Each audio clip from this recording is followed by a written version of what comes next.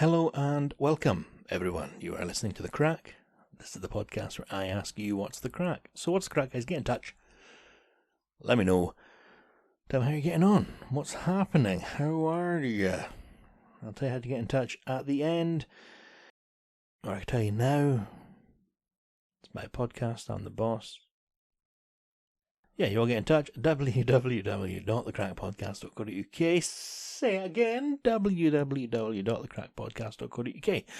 It's a little tab on the website. It says contact, and you go on there. That's how you get in contact. So, scrambling the order here, guys. Yeah, that usually comes at the end. You know, I'll probably still do it at the end, because I do the wee intro at the start, and I do that little thing at the end. Say thank you to everybody. But, yeah, on with the show. How have you been? How's your week been? You know, as always, hope you're getting on well. Hope you're staying healthy. Whatever you're doing to live, thrive, and survive, hope it's going your way. Maybe you're tearing out the interior of a derelict old flat in one of the few cities our lovely Scottish country offers. Or maybe you're, I don't know, just trying to stay off the smack. I don't fucking know. Whatever you're up to, alright? Whatever you're doing, hope it's going your way. Which probably means somebody at the other end's getting shot on, you know? Balance yin and yang. If it's going your way, does that mean it's going against somebody else's? You know, if you were to say you were hoping to get a job promotion and you got it and it went your way, that means somebody didn't. And somebody's probably got a family. Small children. And pets that need fed. And there's you taking their job. You proud of yourself? Jesus. Yeah, so... Whoa. Yeah, hope you're all well, guys. I hope you're well. I hope your family are well. I hope your enemies are sick. And let's say I'm your enemy. Then why are you listening? Thanks for the listen. Every little helps. That's as the price. Yeah, so, what's going on in my little orbit of the world? I was going to do this yesterday, but I thought, well, this morning I have the dentist. Maybe something fun will happen there. Could talk about it. Nothing did. Apparently now the NHS only do one checkup a year. You know, it used to be every 6 months. Now it's every once a year. So, yeah. And my teeth are in good health. So, if you didn't know that a minute ago, there you go. I've got healthy teeth.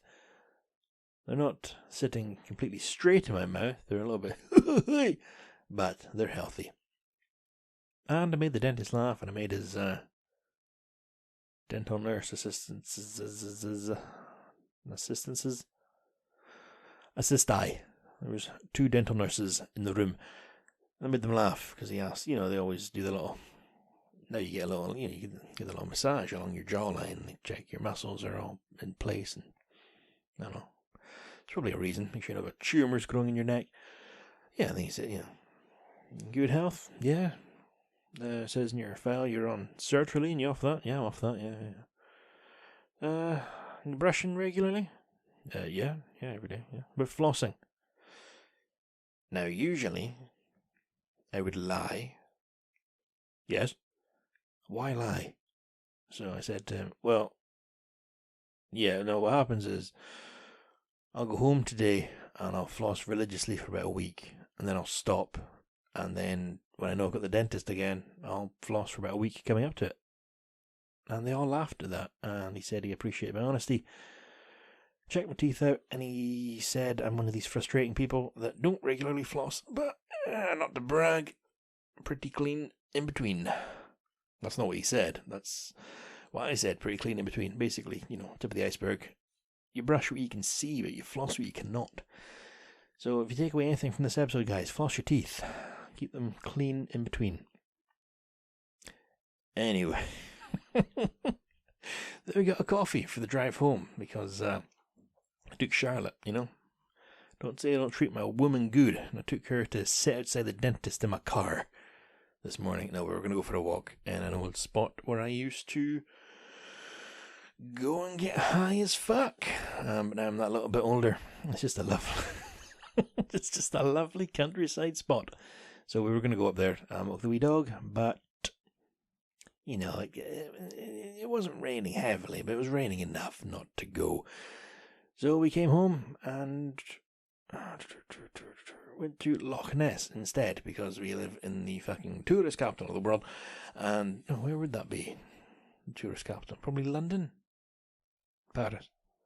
We live in a pretty popular area for tourism. So we went to Loch Ness. Took a walk along the shore. Didn't see sweet fuck all. No monsters. Yet. It's not quite tourist season yet, you know what I'm saying? That's when they get seen, right before the fucking tourists arrive. Yeah, so that was a nice morning. A nice afternoon. We walk at Loch Ness. Yeah. Speaking of the tourist areas, if you listened to last week, I would have told you I was going out to Culloden Battlefield to look for ghosts. Yeah, because I got this podcast coming up, Legends of Lore. The world that surrounds us. I don't know how I was going to go, but I went away up to Culloden at night time. Not on my own. I invited Charlotte, and because she's not a weirdo as I am, she doesn't go to places in the dark that may have ghosts, so she declined. So I took the dog, so it's very much Shaggy and Scooby going up there. And we got up there, all was well. Oh, apart from my car has these, fancy Star Trek lights. If my car sees somebody coming at night time, it automatically dips the high beam. And just before I got to the battlefield, with no other car coming, it still dipped. So, that was spooky. And, I got into the car park. Handbrake on. Alright, let's do this. Took the wee dog, and I've clipped the wee microphone to my lapel. Well, not really, to my hood. I was wearing a hoodie. And I'm walking along, and I'm like, well, this is chilling as fuck. Why did I agree to do this? Anyway, yeah, so it was cold, it was raining, it was all good. This isn't going to be on that podcast. It's going to be a lot more disciplined and family friendly. I like to... I was going to swear unnecessarily. I like to swear on here because that's how I speak. So I'm quite unpleasant, I think, in real life, to be honest. I swear sometimes. So that podcast hopefully won't contain swears. This one does. Because this, guys, you're getting me unfiltered. You're getting me just sitting in the spare room, talking to myself. What can I see right now? There's a van outside. There's a couple of pots on the windowsill in front of me. Some empty jigsaw boxes. And a lamp on the desk. You're getting me live. To my right, a filing cabinet with little unicorn head magnets on it. Anyway, right, cool. Culloden at night time. It's cold, it's scary. It's me and the wee dog. She's not enjoying it. It's almost sleeting. The rain's coming down, that sort of heavy, thick, but not constant. It's not like pouring down. It's just every now and again, it's like someone's spitting on you. Gross. And if you've never been before, I don't care. Go if you want. It's up to you. The visitor centre, you can get onto the roof by, you just climb up the drain pipe and then you sort of shimmy along and then you throw your leg over. No, there isn't actually. There's a walkway up, but there's a gate, and the gate's closed at night, so you can't break into the visitor centre like, fucking penguin in the wrong trousers. You can't just sneak in and take things.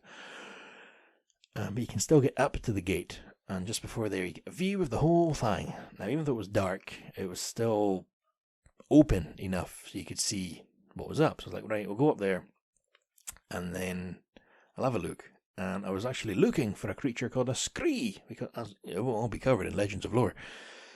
Somebody saw an omen of death the night before the battle, and I was going to go along to where apparently they saw it, and that is now where the mass graves are. So I know it sounds like, what the fuck are you doing? I told my dad, and he's like, what are you doing that for? He doesn't believe in this sort of stuff. There's a sort, Genuinely, when I still lived in Granton, I go for walks on my own at night time, and if it took me through the woods, I go through the woods. I've never been bothered by the dark. Or being alone. I've never been bothered being alone in the dark. But, I was going to walk along by the graves. But it was spooky up there. Maybe because it was all in my head. And as I was standing at the top of this lamp, I looked at the lamp there. So I was standing at the top of the lamp. No. So I was standing at the top of the ramp, looking out, just not expecting to see anything. And by the way, guys, I don't, so don't be like, oh, this is a ghost story. It's not a ghost story. I'm looking over the battlefield, and something to my left, probably a vent on the roof. But it sort of went like a, I can't do the noise properly. almost like a horse neighing, neigh, but like when they do the air, just, or a flag blowing in the wind. And my reaction was, holy shit, that was fucking scary, but keep your composure, Lewis, alright? This is, don't freak out. So I just took a few deep breaths and went, okay, rational explanation, it's just a noise. Noise has probably happened 100 times I've been here. I'm just focusing on it because it's a bit heightened.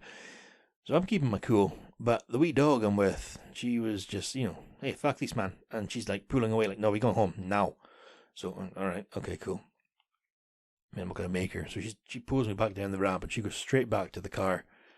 And I didn't argue. Yeah, I was not feeling it. Back to the car, unplugged all my microphones and things, and I'm trying to make it play just to make sure it actually did record. Because I did like a running commentary as I was going along. Cause I thought I saw something on the battlefield, but in all likelihood, it's probably one of those dog shite bins that stands out there. And as we were sitting in the car, she's standing up at the wee... Oh, that's her there. Fucking speak of the devil and she shall appear. Anyway, thank you, Chica. Oh, no more. Thank you, Chica. Right, I'll just continue. You hear in the background intermittently as she lets the neighbours know she has a very, very hard-working set of lungs. Yeah, so back in the car, playing it back, and she's standing, that little fucking yappy thing you can hear right now. And we're back. Okay, she actually got a little bit angry there. Now, she's standing in the passenger seat with her... Oh my Christ, there she goes. Hello again. I think she's doing it on purpose. Okay. Take 4, guys. Right, okay, now. She's standing. Pause for her. No bark? Oh, how fucking courteous of her. Standing with her wee tiny wee back legs down on the passenger seat and her front paws up at the window. She's just looking out into the darkness and I'm sitting there and the wee interior lights on so I can't see out the windows. And she just starts fucking barking out of the dark. I'm like, okay, kind of fuck this. So I turn the interior light off and I look out. No one there. And I'm like, what are you doing? You're scaring me. You're giving me the heebie-jeebies. It's enough. Put the light back on. I go back to my phone. She sort of sits down like a, fuck you, Liz. And yeah, it plays back and I can hear myself, Darth Vader breathing as I walk in the dark. Okay, so it's pretty dark out here and I'm going to walk up this ramp now. And yeah, so that's, I've got that going on. And she stands up the window again, starts barking again at the dark. And I'm like, right, okay, for some reason I get the feeling if I look out now I'm going to see some fucking spooky ghost. So I didn't, but I got out there and I didn't enjoy myself. So lesson learned, don't be doing spooky shit at night. And then I went home, went to bed, and I went back the next morning on the anniversary of the battle itself, and it was a beautiful day. It was sunny, it was a slight breeze, it was warm, there was people there, there was joggers, folk walking their dogs, and it was just, how nice. So, yeah, that's the battlefield. Didn't see a fucking thing. Speaking of the wee dog, the other night we were sitting watching TV, and the wee dog's on the couch, and she jumps up suddenly, runs to the door, to the living room, door's closed, panic. She's walking around, and we can just tell by the way she's moving that, this dog's about to be sick. She wasn't, but she was moving as if she was going to be. So she went over to the only thing on the floor that could possibly be stained, and it's this sort of like rug thing we keep a box on. The floors in our living room, they're all, I don't know what you call them, panels, like they're smooth, they can be mopped, they can be brushed, no bother. So if something did spew on them, it could be wiped up quite simply, it'd be absorbed and mopped up. But no, she went looking for the only thing that would have been like right, well, this is going to be an endeavour to clean. And once again, we're back. There was more barking, so I had to go through and actually address the dog and see what the problem was. There was no problem. She was just being a little shit. Yes, so that was her. That was her going to be sick on the floor. And that was my evening the other night, watching TV. Now, I said I was going to record this yesterday, and yesterday morning, spontaneously, so what's the day? Monday. Yesterday was Sunday. We were going to go to a petting zoo farm near here because, I don't know, once every 5 or 6 years I like to be spontaneous. And, we're still in bed when the suggestion was brought up. And let's go do that, let's go do that. We got all excited and everything. It was all good to go. And then Charlotte was like, oh, let's just check it's open. Why? Well, she did. And it was closed. It's only closed on Sundays. So, well done, Lewis. I hate having weekends off. I hate having Saturdays and Sundays off. You go places and it's either heaving and there's kids. You know, or like, I don't know, again, we took Chica for a walk on like a 5k loop of the woods, which is when I go, if I do go running, it's when I go. Now, obviously, if you go there, when I go there at like 5 in the morning, there's maybe one other car there. I went yesterday, Sunday afternoon, couldn't find a parking space. So what the fuck is this? There's all these other folk off. I don't like it. But we got parked. We did the walk. It's very nice, very good. But it was just strange passing people on it. You usually go out there and it's your sale. It's just the one person out there. But all these other people enjoying their days off. Oh, yeah. I like having my weekdays off. But the reason I was off yesterday, or the reason I was up in the morning, because I should have ended night shift that morning, but I didn't because I got the night. Fucking hell, what am I trying to say? I got Saturday night off. So I was night shift the Friday to the Saturday, and then I didn't go back in on the Saturday night because, being posh, I went to the theatre and I saw a show called Houdini's Last Escape, which is like a comedy sort of farce. Maybe it's not a farce. The hell's a farce? No, it was a very, very good show. You might have heard me talk with the theatre folk before. They're called New Old Friends, and they tour the country. Sadly, they don't get put into the big. If you're familiar with Eden Court, there's the big theatre. There's like the main one where they put the pantomime on. I think it's called like the Empire. I'm sure it's called the Empire. That's the big one. That's like the big. I'm trying to think of anything of example. Like, say, Mamma Mia came from London and it came up here. It'd be in that one. These guys don't get put in that one, which is a shame. But saying that, the theatre we were in on Saturday night, the One Touch, it was full. It was, absolutely full. So maybe one day they'll get bumped up to the bigger theatre. I can't really describe the show. It's great. It was like a comedy crime caper. 4 cast members, but they play all the parts, and they, there's. It's good, guys. If you look them up, New Old Friends, and if you are somewhere where they're going to be, I would recommend going to see them.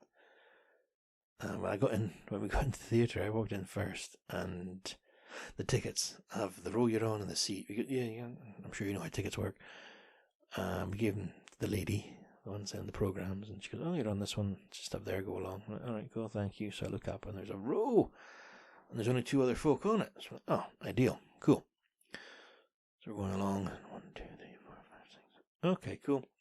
I'm sitting right beside the lady of the only other couple on the row, and she's American, and she sees me sitting down, and she's sort of, not rudely, but she looks me up and down, and, well, hi there.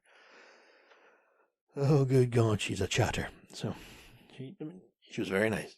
I'm just not very good at small talk, but we conversed for the whole sort of 20 minutes, 25 minutes before the show started. My dad didn't say a thing. I think he was quite happy for me to take the brunt of the American lady's conversation. Nor did her husband say much. He was Scottish. I think also he seemed quite happy to have someone else talking to her. But she certainly knew her stuff about theatre. They just randomly saw a show was on and went along. I've never done that. I've never been that. I wasn't joking. That petting zoo suggestion, that's me being spontaneous. I would never just go to the theatre. Yeah. I mean, even the cinema, I used to, actually, on like a day off. I'd go in the afternoon, but I'm getting old. Cinemas are busy and folk are on their phones and it pisses me off. But yes, excellent show. So if you're anywhere where New Old Friends are performing, highly recommend, if you're able, to go and see them. This would have been good to say before they visited the area where I live, where most of my regular listeners listen. So I am sorry about that. And then what happened was afterwards, my dad drove me home. Charlotte was still at work, so my dad said he's going to get a Chinese to have when he gets home. Would I like one? I'm like, would I like a Chinese, Dad? Yeah. So we went to the nearest one, went in, ordered the food, and the girl takes the order, and I think she took the money. No, No, she hadn't taken the money by this point. She took the order and was like, okay, that'd be great. And, thank you. And then she says, kitchen staff are just taking their dinner break. It'll be about 20 minutes. So we're, huh? Yeah, it'll just be about 20 minutes. So my dad's, well, no, we'll go somewhere else. What? 1 minute. So she goes through and we hear them sort of talking in Chinese. And she goes, they'll cook it now. Okay then. They paid, but probably spat on our food. I've never heard of a kitchen letting all the staff at once take their break at the same time. I've worked in a kitchen. I've worked in hospitality. I've worked in tourism. I've worked in many jobs, and I've never worked anywhere where all the staff at the same time just stop mid-service. Maybe that's the thing. Maybe that's how it's done. I don't know. Where Charlotte works, that's not how they do things. You don't just down tools and eat dinner. Like I said, probably spat in the dinner, but no, it's good. It was good. I didn't miss work. I quite liked having the second night shift off, so better not get in the habit of that. But the night before, when I was doing the night shift, there was a co-worker had his birthday on the days off, and we have a wee tea and coffee fund because we have to buy our own tea and coffee. It's basically slavery in there, guys. And I have an empty bank account, so people transfer me £5 a month, and it goes into this thing, and if somebody buys coffee, I transfer them the price of the coffee, but we've got the fund. And it adds up over time, it accumulates and it grows. So because the guy had his birthday, I suggested, right, I'll go to Tesco and get a cake, and what we can do is just put it on the empty desk over there, and when you get a chance, go and get a slice. So that was fine. I went to Tesco, and I'm in the full uniform, and I absolutely hate, believe it or not, wearing the uniform in public. Be careful what I say. No, I hate wearing it in public because I'm not a paramedic, I'm not a technician, I have no medical training. If anything happened and somebody ran over and help me, you're in the uniform. Buddy, no. So I'm walking in, and there's a kid, and this is late at night, it's about 9:30.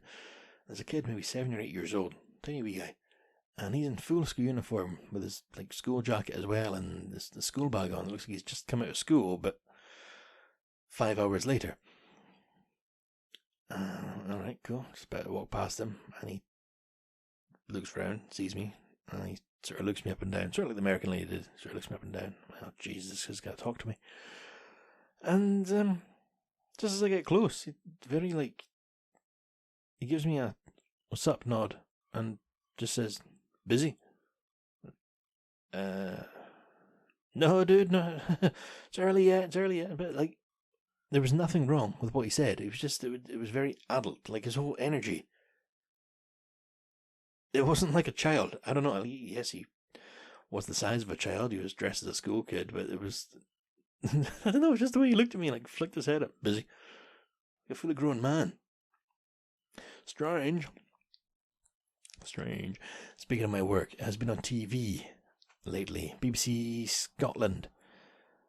This is the thing I was talking about a while ago. They were filming it in my work, and they filmed it out with the crews. It's like tonight on the TV show, and it shows you all this action-packed sort of stuff. But I've been watching it with Charlotte. We fast forward all the parts that aren't to do with my workplace, as arrogant as that sounds, in my control room, because I must be totally insufferable to watch it with. I'm like, it's a meme now as well, but it's Leonardo DiCaprio when he's watching his own show, and he points at the screen.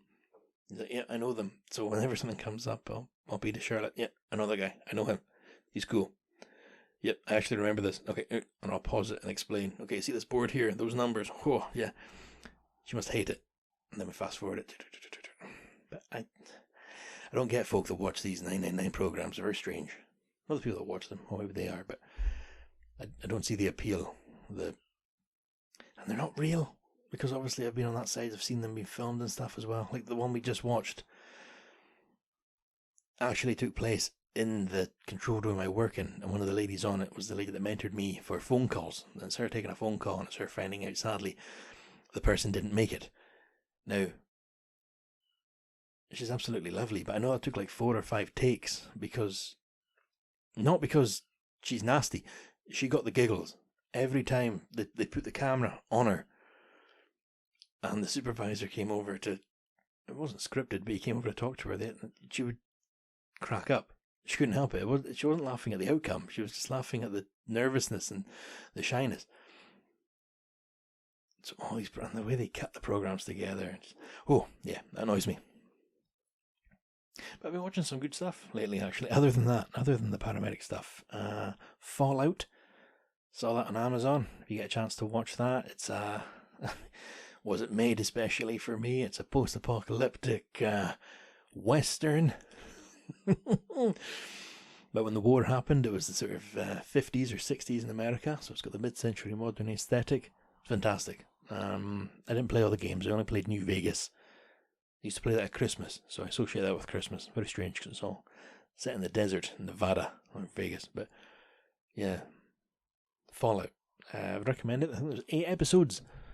They have about an hour each, so you're talking like a full shift at work worth of watching. But I mean, I really enjoyed it. I think it's gonna be a second season. No spoiler, but everything spins off and it leads up to where it may continue. I watched something else. 4 episodes of a show called Sugar. That's on Apple TV. That's got Colin Farrell in it.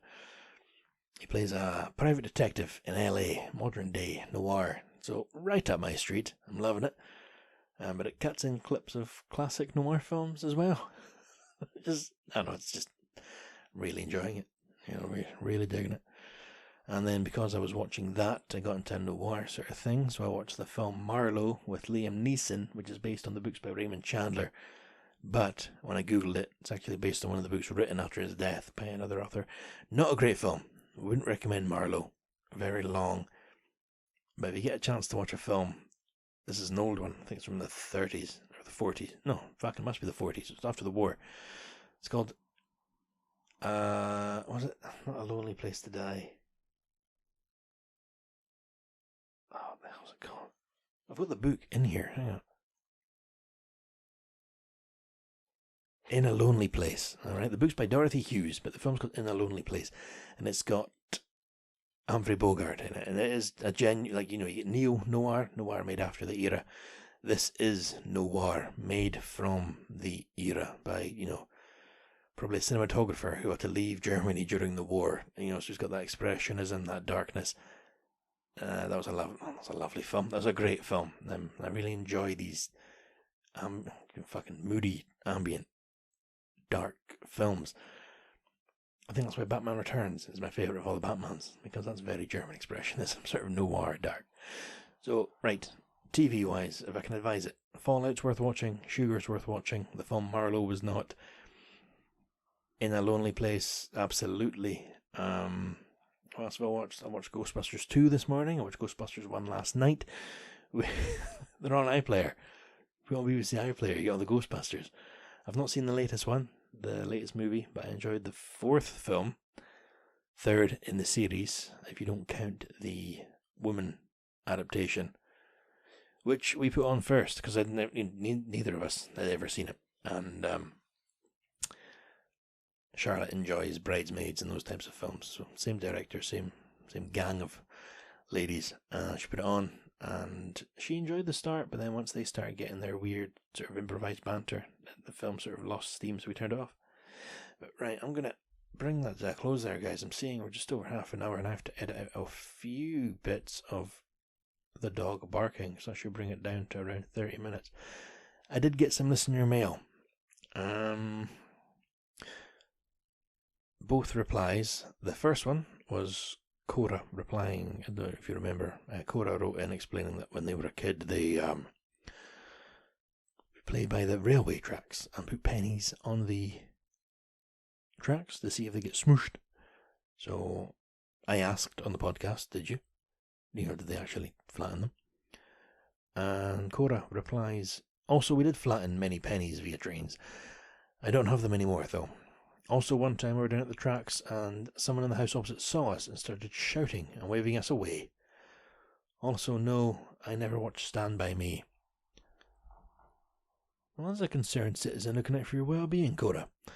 No, Stand By Me, it's about a 12-year-old boy who gets killed by a train.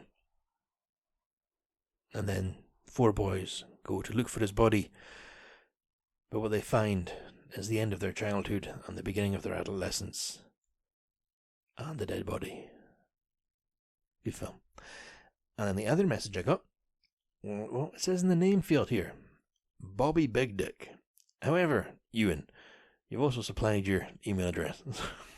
So it's from Ewan, saying, thanks for the shout out, Lewis. Sorry I didn't make the battlefield with you. I invited my friends if anyone wants to join me early in the morning. And I'm looking forward to hearing the Legends of Lore podcast. Keep it up. Also, growing up, do you remember our sledging hill on the golf course with a 6-foot ditch at the bottom? We would hurtle towards at around 30 miles per hour. Haha, typical old days. Oh, they'll be fine, just stop before the ditch. Thank you for writing back, Ewan. Yes, absolutely remember that. I remember Gavin getting fucking nailed by it. When it snowed in Grantown, well, I tell you, it fucking snowed 10 months out of 12 of the year in Grantown. No, when it did properly snow, we'd go sledging on the golf course, and one of the fairways led into a stream, which, foolishly, we would, it was a good hill. We'd use that to sledge down. And one year, something like a giant inflatable and like a pool toy, but it was like a big donut ring type thing. And Gavin went down, there was no stopping him. Usually you would stop before the,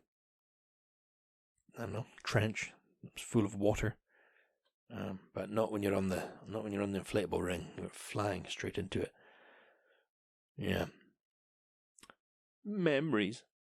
But right, I'll call it there, guys. Thank you very much for listening. And as always, thank you, Cora, for writing in. But thank you for your artwork and donating your time with your talents for the logo. Much appreciated. Thank you, Blackmill, for the theme tune. And thank you, listener, for listening. If you want to get in touch, like I said at the start, if you want to get in touch, it's www.thecrackpodcast.co.uk, www.thecrackpodcast.co.uk. Click on the wee contact tab, fill out what you want. You want to put in your name saying Bobby Big Dick, you go right ahead. You want to put in a fake email, go right ahead. Let me know how you're getting on. Let me know what's going on. That'd be cool. So until next time, guys, as always, look after yourself. You be good, stay healthy, stay out of trouble, be good to each other. Don't take any shit. Alright, I'll speak to you next time. Bye for now.